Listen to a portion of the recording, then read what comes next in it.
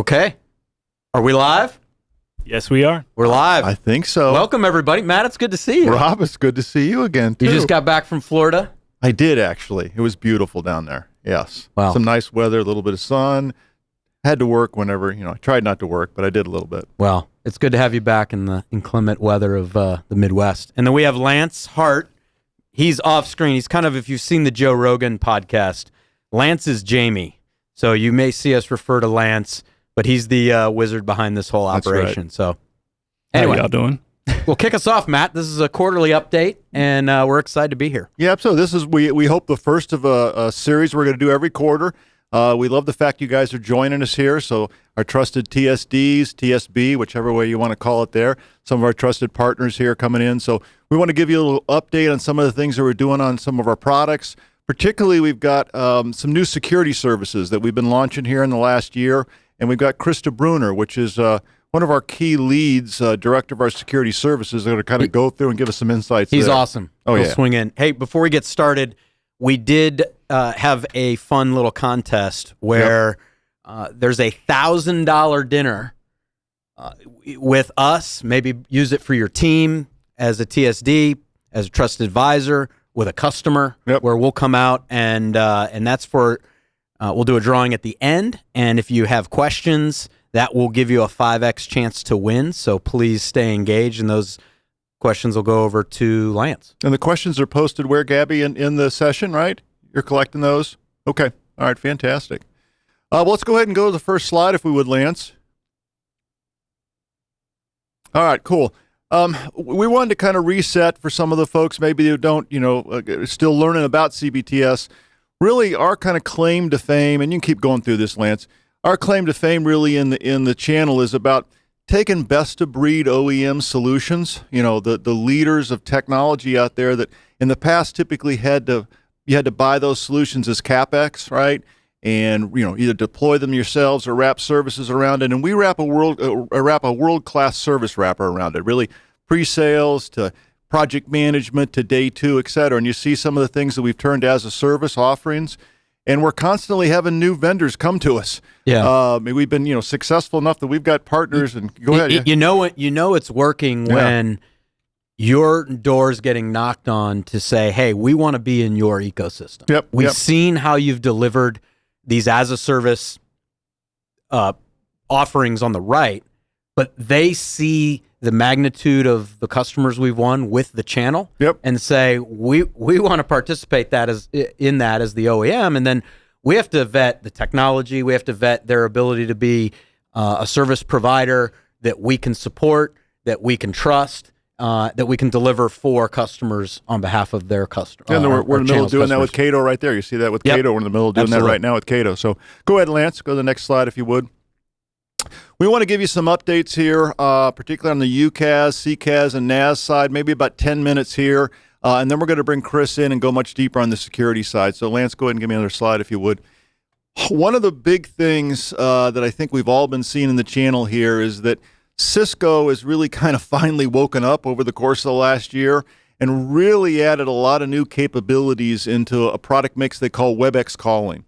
And Webex calling actually is more than just that Webex calling. There's actually 3 platforms in there: the Webex calling multi-tenant wholesale platform, the multi-tenant flex platform. And the difference there is there's actually not difference in capabilities, but believe it or not, the flex portion of it pays Cisco account managers on there. And so there are times as a service provider when we're delivering this Webex calling solution that we may use our wholesale platform, we may use the flex platform. So we're kind of unique in that situation as a service provider being able to do that. We're also unique in being able to deliver Webex calling, a dedicated instance. So really for us, this Webex calling platform, no matter what part of that needs to be used, whether it's multi-tenant, dedicated instance, contact center, we can deliver on that for a customer. It's been very interesting, because Rob, I've talked about this over the last couple of years, that when you went back a couple of years ago, you really had more of the 8x8s and the Ring Centrals who were starting to dominate this space, and we're starting to see a resurgence now of people coming and talking about Cisco solutions along with the Microsoft I want to talk about. I think a lot of our partners have asked, well, what's your differentiator? Because I've got a lot of UCaaS options out there.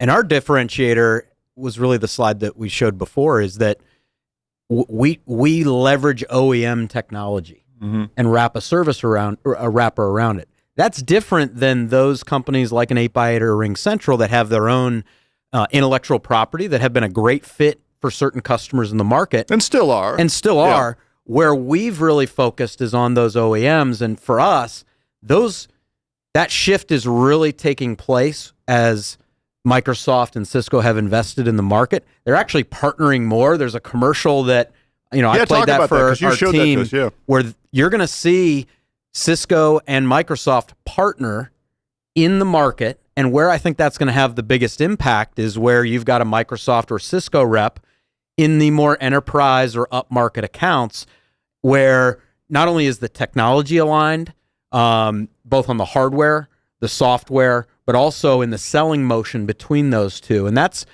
really where we've focused. So those partners that have turned to us for UCaaS, typically they're bringing those to us in that mid-upper market where there is a Microsoft or Cisco rep.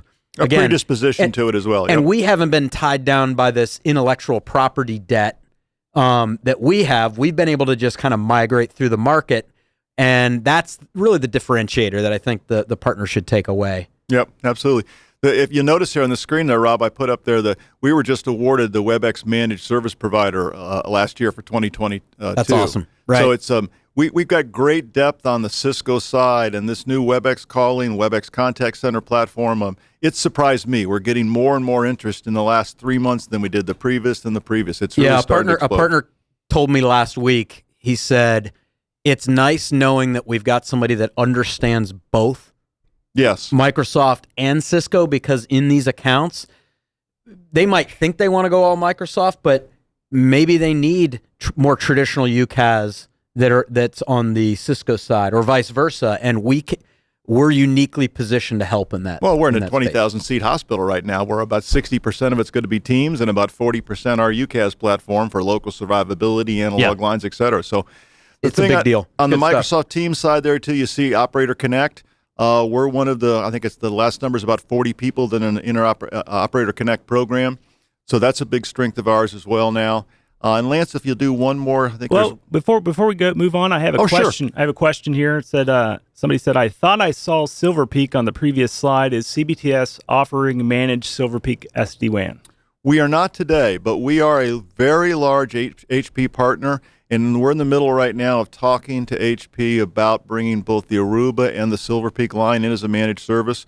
So that's part of our 2023 plan. Really is to expand both we're going to talk a little bit expanding on the Wi-Fi side, expanding on the SD-WAN side. So today we can sell Silver Peak, but we can't wrap it as a managed service with the kind of MRC and commissions you'd expect. Yeah. So we can deliver it, but you will see us make some movement on the Silver Peak side, I believe, as well. It's a great question, and it's whoever put that question and gets a 5X bonus in the drawing. There you go. But the ones on I guess it was the left-hand side of your screen, those are the ones that we're vetting right now and deciding whether we bring them in the ecosystem. Great question. Cato is probably not more than a problem. Cato is going to be coming into our program mix. We're looking at Silver Peak to see what that's going to look like in 2023. Yep.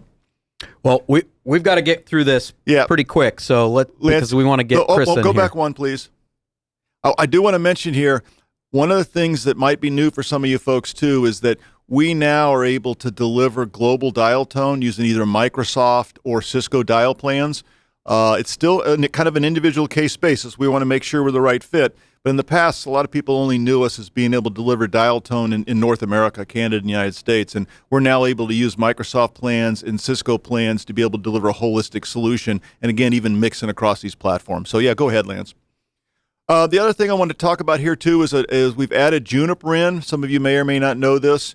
The Meraki line has been incredibly successful for us. We've got 1,000 customers, 20,000 locations. I don't know how many endpoints, but it's been a very successful program in the channel. Juniper has been a Gartner leading both wired and wireless provider. Juniper bought a company called Mist, and Mist brought some very interesting kind of artificial intelligence, ops, machine learning.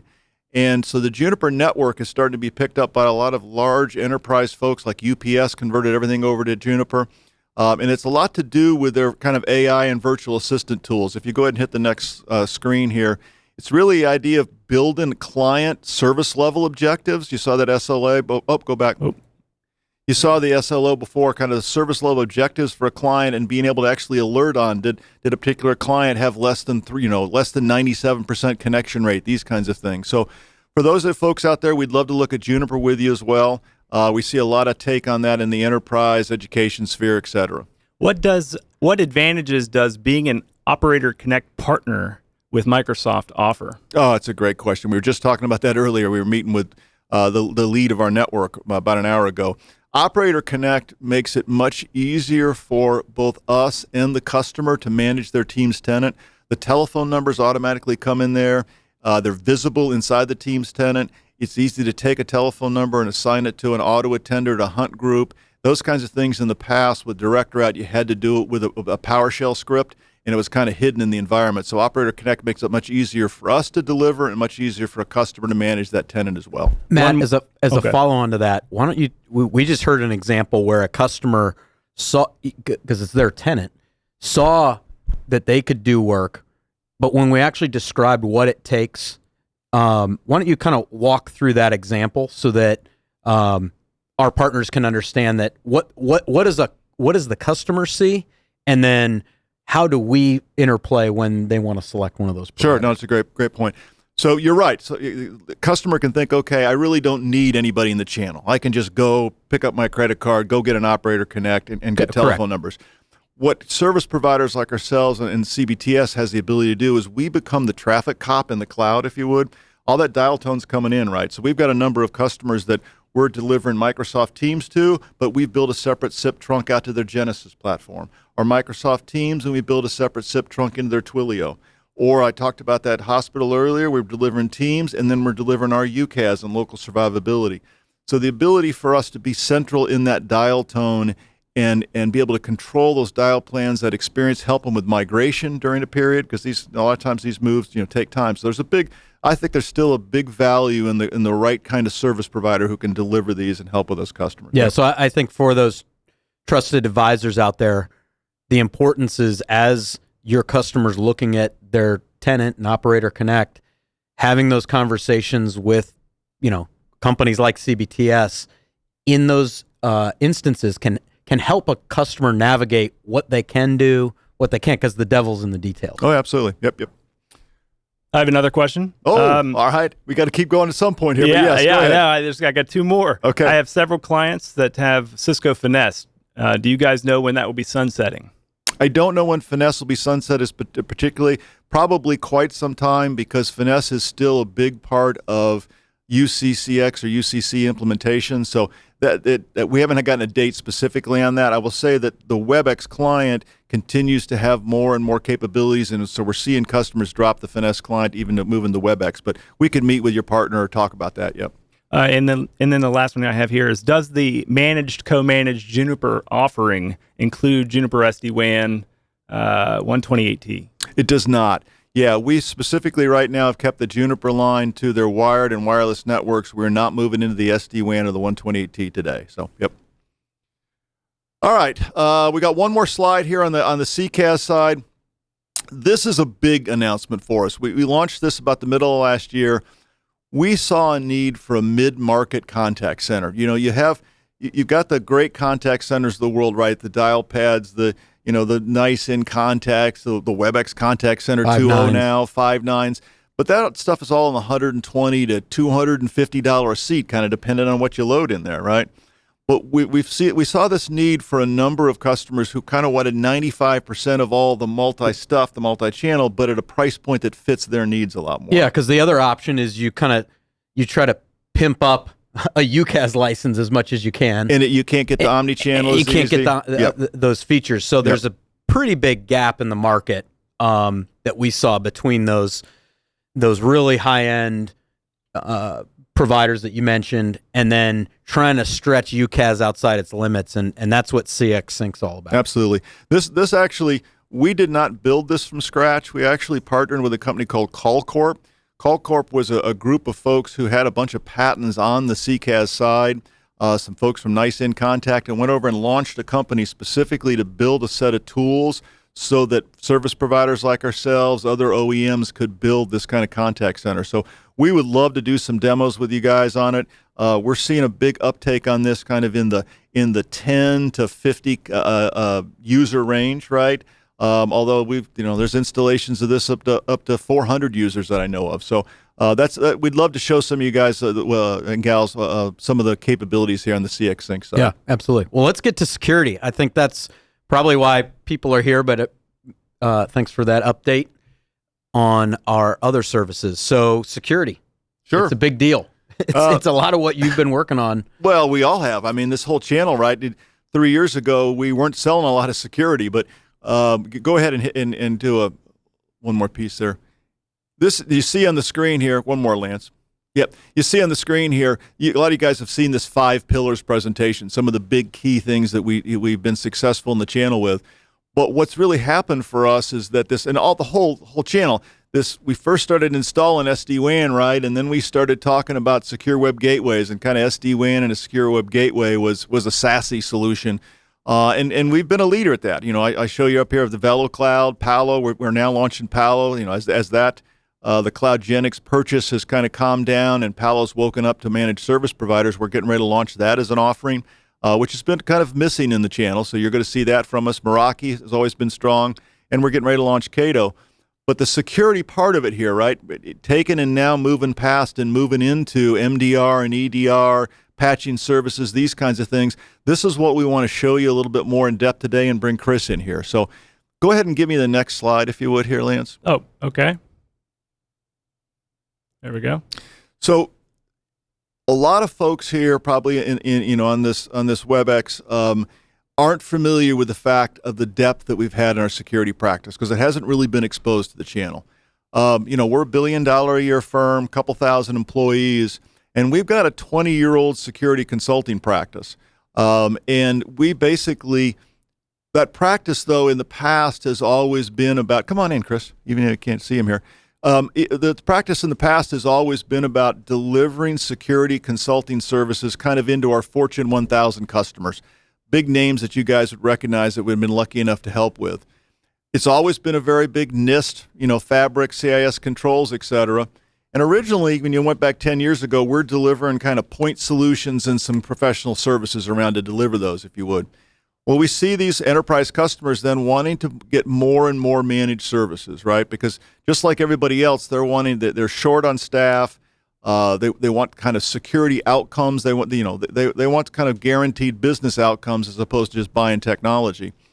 So this journey for us, where we've always been delivering kind of snowflake programs for larger customers, but then migrating those into managed services.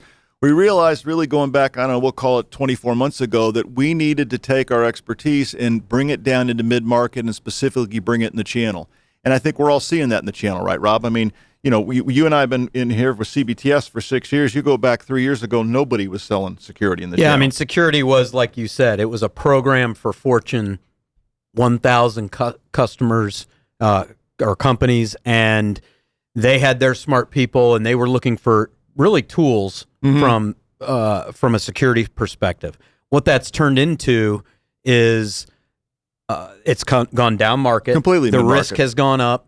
The need for cyber insurance has gone up. Yep. And now it's hitting all of our trusted advisors, and that's what we're excited about, is taking that 20-year history we have in doing these one-off programs for high-end enterprise, taking those tools we use every day, the people that are the smart, vetted folks, and Yep. the diligent process that they have, and now bringing that down into mid-market, and that's what Chris is doing. Yeah, Welcome, Chris. Yeah, go ahead and throw Chris on the screen here. Thanks, guys, for having me. I don't care what people say. You guys Is Chris have been on now? so gracious and Oh, nice good. to me today. I appreciate that. Yeah, All right, don't no- try to find Chris online, because he doesn't exist. That's You'll right. see one of those gray box silhouettes on his LinkedIn. That's right. You can't find him because, I mean, we We were were thinking gonna- about blurring your face out and Exactly, giving right. you a change my voice. yeah. Right.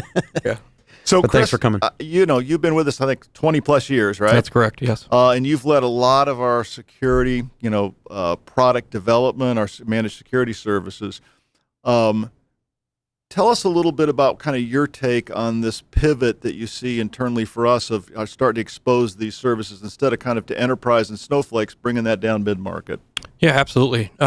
We've it's not just me, right? It takes a village. We've had a lot of good leaders in this organization that have worked with a lot of different large enterprises, and really skilled people as well. And we were lucky enough to help these large enterprises, these folks that have large budgets, big teams, governance programs for many years, and help embed ourselves in there, be consultative, and help them be successful. And that ranges anywhere from the financial verticals to government to defense. So we've been able to learn a lot. We've been able to take that information, distill that, really identify what really matters, what really works, especially to folks that don't have those large budgets and don't have the skills, and really try to put together a program. So nothing's really changed on the CBTS side, right? We take the same approach that, in managed services that I've been here for 20 years is simply how can we help? And then we build upon that and try to build that trust. Great. Yeah. One of the things in the channel that we're known for kind of on the UCaaS and CCaaS side and SD-WAN is a flexibility, kind of an ability to understand a customer's environment and use parts and pieces of it. In this channel side, we compete against folks on the security side like eCentire or Entirety. But talk a little bit about, I think some of the folks are a little more prescriptive that you have to use all your tools. You got to buy all those tools from that MDR provider, that security provider. Talk a little bit about our approach in kind of discovery and how we approach understanding the customer's environment and bringing a group of tools to it or using the tools they've got. Yeah, there's tools everywhere, right? And it's no different than what we've seen probably in the last, I don't know how many years IT has been around. People are buying people up. There's point solutions. Eventually some of that kind of gets melded together. But what we have always tried to do is be flexible. So we've invested, our time, our people, the skills into platforms, things that, you don't have to have a point solution. We can stitch in with other products, whether that's through logging, through, automation, through, a myriad of different items. So we could deliver our MDR solution even though they might use another EDR tool that they bought from somebody else. Yeah, that's actually one of the things that we've been helping customers with today is, they'll have an EDR tool. They want to have, a different set of skills, 24/7 review of those alerts that are coming and making sure that the EDR tool or the XDR tool is healthy. Things are checking in, kind of the basics, but also respond programmatically, easy for me to say. Exactly. And run through a playbook or run book, run through the escalations. And then what we have always done is then learn from all of our other customers, learn over the past, 10 years of doing this, and being able to then also bring that across the customer base. And it's really, we always talk, Rob, it's people, process, and technology. People, we've always treated the people as number one. We will always kind of lean toward the people and then into the process. Again, tools are everywhere. There's a lot of really good security platforms and tools that are out there. And all we're trying to do is bring that next, value level or value prop into that discussion. Talk about people, because I think that's an important value statement as we've been working with enterprise. Talk about the rigor that goes into the selection of people and the maintaining of these folks. Yeah, it's difficult, right? Finding skills in this space can be very difficult. What we've been able to do at CBTS is partner with universities. We're partnering with high schools. We're helping high schools build cyber programs within the curriculum. I wasn't aware we were doing that. That's wild. Absolutely. We have, because of the shortage of skills, we have to be creative. We have to be supportive. And then, we are providing career pathing. We're providing skills. There's always opportunities in security. We've had folks that were analysts that want to come in and are really interested on the governance side, or really interested into the offensive side of cybersecurity, and we allow that to happen, right? We don't want that talent to leave. So inherently, we're getting better and stronger by spending a lot of time with our people, and again building strong relationships internally with the teams, and then trusting them, and in return, we've been able to keep a lot of good talent and retain it for quite a long time. Plus, there's a reason you're probably not going to let me look at these tools. You have to vet them through the government and all those. Yeah, we traps. Yes, we have folks in our SOC and on our team that are in Canada, the United States, and also in India. All the folks that are outside of the United States go through a very rigorous vetting process with the U.S. government. They're all CBTS employees, and we owe that to our customers, right? Security is super important, and honestly, anything less than that is not good enough. Chris, I got a question for you. Sure. What about MDR? That's the question. What about MDR? What about MDR? So the answer is yes, isn't it? Right. Yes. The answer is yes. Right. That has been one of our pillars for probably 7 years, or if not longer at this point. So MDR. So the M stands for managed. That is the most important letter in that whole piece. The DR, the detection and response, whether it's XDR or EDR, XDR, EDR, those are tools. They all mean different things. One's focused on the endpoint with behavioral analytics, as well as machine learning and SOAR. Less reliant on signatures and more reliant on kind of that artificial intelligence. XDR is essentially that, where you can bring in multiple sources. It doesn't matter to us. We have XDR and MDR partner or EDR partners that we use, and we continue to build within those platforms, like I stated before. Yeah, another question that came in was you mentioned security assessments earlier, and folks were wanting to know, is that no charge, or is there a cost related to that? Security assessments are usually time material type engagements, but again, it's all situational. At the end of the day, we're just here to help. But in most cases, whether it's consulting CISOs, pen tests, risk assessments, vendor assessments, we can do all of that with the team that we have. I've got a slide I want to go there to next here in just a minute, but when we talk about those assessments, there are competitors out there in the field who offer free security assessments, these kinds of things, that my understanding is that those are a little more automated. And when you talk about delivering our security assessment, it's a very serious document with a 3-year plan of trying to meet NIST controls or CIS controls. And so it's you've got tens of hours of humans delivering these security assessments. It's not an automated kind of thing. Right, and high level skills as well. It's security is not a tool. It's not a one-time thing. It's a long-term set of problems that are constantly evolving. As threat actors evolve, we have to evolve. So again, back to the skills, back to the processes, back to improving automations and integrations. It's all about responding effectively and as quickly as possible. Go ahead and throw a slide up, the next one, Lance, real quick. I want to just let everybody know some of the depth that we've got now. You see the SASE SWG there, Secure Web Gateways. Whether we're talking about delivering, VMware's new Secure Web Gateway services and SASE services, whether it's Palo's Prisma, or Checkpoint Harmony, Cisco Umbrella, we can bring all that to the table. EDR solutions, we've got a number of solutions with CrowdStrike, kind of leads that. Chris was just talking about our MDR services. I want to talk about ZTNA here in a minute here with you, Chris. I want to ask your opinion on that. But patching as a service as well is something I think has been exploding for us internally. It is quadrupled probably in the last year. So hygiene, basic, IT hygiene is kind of how we categorized it, is super, super important in the journey to zero trust. And quite frankly, it's foundational.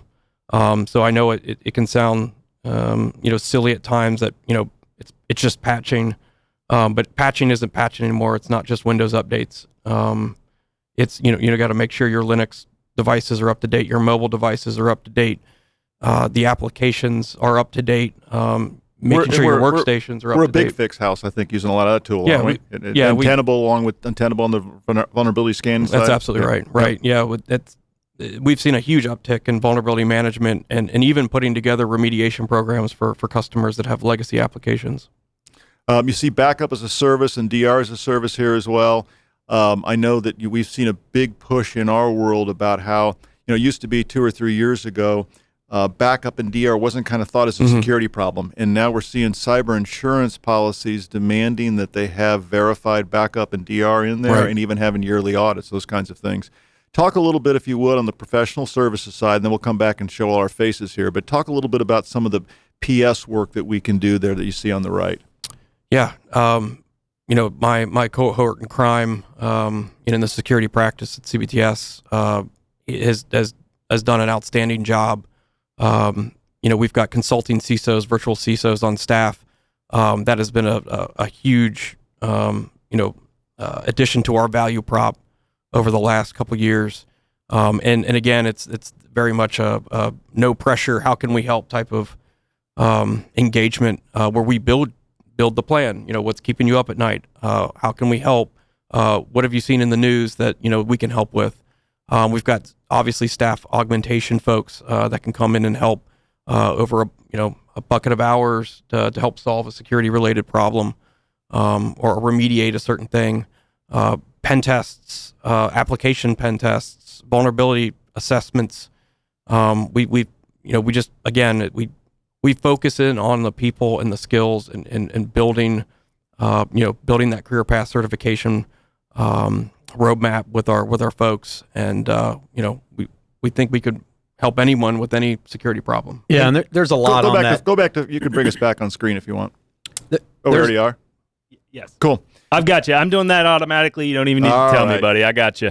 There's a lot on that page that we can do, and I think sometimes in this channel and in the market, it's hard to, as a salesperson or an advisor, kind of, how do you ask your customer about this? Where's the soft spot or the easy on-ramp into the security discussion? I've really seen it come down into 2 areas. The first area is it's very easy to say, what is your security assessment policy? Who do you use? What's the cadence? Right. Because here's the reality. Organizations can't use the same firm over and over again, and so they need variety. They need to trust who's going to be doing the work. I think that's a very easy, again, soft spot for our partners to ask that simple question of who do you use for security assessments, because they can then coordinate that. And again, you need to change who you use, but CBTS has been fulfilling that for many partners very rapidly as we've rolled that out. That's kind of the first soft spot. I think the second soft spot is this idea of patching. And for me, again, I'm not the most technical in the room, or I'm definitely the least technical at the table, but you think of patching and you think it's to get all these great updates for features and functionality. The patching is about mostly closing security holes that have been identified. And so that you talk about hygiene, these customers haven't brushed their teeth a lot of times in a long time or combed their hair, and not because they want to be a 17-year-old kid, like I've got in my house, who rolls out of bed with 2 minutes before getting their ride to school. But it's difficult. They've gone through acquisition. They've grown at an incredible scale. You've got different departments of security, application, and infrastructure all competing for the same time to say, no, we're not ready for that update yet because of XYZ reason. Right. And that's why we've seen this soft spot. So if very easy to ask your customers, what's your patching cadence? And just let them explain why they have a headache with it. Right. Well, patching used to be run by the IT departments, and now security has come in and said, no, it's part of my security plan. Well, because the pace needs to be fast. Their pace is always going to be faster from the security side, is what we've seen. Their pace is faster because they want to close all the holes they can, but the other groups aren't ready. And just let them explain the politics in their organization, and that's where we've been able to come in and say we can help because of, again, these three pillars of what we do, which are smart people, rigorous process, and the platforms, patching being big fix, using the best of breed platform. And that's how I think a partner can enter those two kind of soft spot underbelly options here in this list. Rob, that was it was great content there. The only thing I can think of is I recall as a 17-year-old boy, you're talking about hygiene. Yeah. I literally over here smelled Dracar Noir. Yeah. I'm smelling it as you're talking about Well, that. I'm getting back into Dracar Noir. Well. So you guys aren't well. Look out if you're middle-aged. So to keep this moving on the security subject, talk to me about ZTNA, Chris, because ZTNA in the channel has been a buzzword. But I think in the channel we're starting to understand there's a difference between thinking about ZTNA as a point product or as a framework. So talk a little bit about kind of how your team and how you think of ZTNA as a concept. Yeah. Zero Trust Network Access. Yeah, that's a great question. There's a lot of marketing out there. There's a lot of vendors that say that, they do ZTNA and they're not entirely wrong, but ZTNA is not just a tool. It is a framework. It is a journey. There's many pillars to, zero trust networking. From identity management, right? To VPN clients you're using, EDR. There's a lot of, it's not just one, because I actually, I'm still on my journey of learning the security world. And when I first heard of ZTNA a couple years ago, I'm like, oh, that manufacturer does ZTNA because they say that. And it's not. It's a lot of different components. Right. It's you're right. It's not just, the individual, the person, the identity. It's not just the network. It's not just your data. It's not just the apps. It's all of that. And continuously validating to make sure that this is allowed, that you are who you say you are.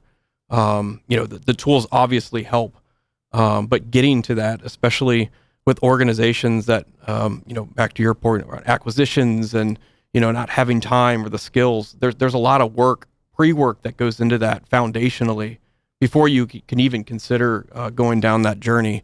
And then that's one of the things that the